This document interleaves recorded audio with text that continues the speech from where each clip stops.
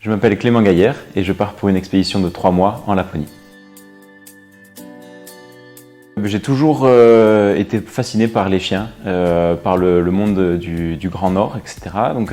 Et c'est en lisant un livre de Nicolas Vanier, qui est un explorateur et réalisateur français, que j'ai vraiment été piqué par le virus.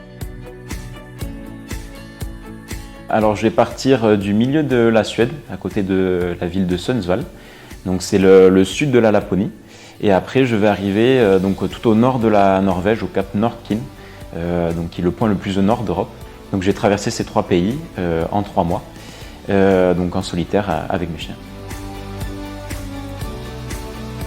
Donc j'ai passé quelques mois en Laponie déjà, 2 fois 6 mois. Il y a une espèce de quiétude, je ne sais pas trop comment l'expliquer, mais moi je m'y trouve très, très serein et tout à fait en paix. Et puis le fait de le faire avec les chiens, j'ai vraiment l'impression d'être en osmose avec eux et beaucoup plus dans le territoire. La plus grosse difficulté sur place, ça risque d'être peut-être les températures. Puisque moi, de mes expériences passées, la température due au réchauffement climatique évolue très vite. Donc on peut avoir une journée où il fait 0 degré, le lendemain où il fait moins 30. Donc ça peut être difficile de réussir à jouer avec ça pour les chiens, puisque un chien qui arrive à courir par moins 30 et le lendemain par 0 degré, c'est comme si nous on courait par 10 degrés, le lendemain par 40 degrés. La solitude, c'est pas quelque chose qui me fait très peur, puisque j'ai déjà passé 6 mois en Laponie pendant le Covid, donc finalement je voyais pas grand monde.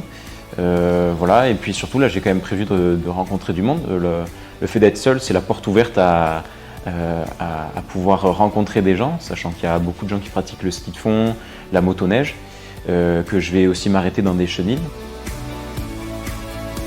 Il y a 8 chiens et donc il y a un peu de tous les caractères et pour pouvoir composer la meute. Donc on va avoir les gros puissants qui n'utilisent pas forcément beaucoup leur cerveau, on va dire, qui sont plutôt proches du traîneau. Et puis plus on s'éloigne du traîneau, plus on a les chiens, on va dire, qui sont rapides et intelligents. Et donc dans le lot, on retrouve mon tout premier chien qui s'appelle Pilaf. Moi je les élève vraiment comme ma famille.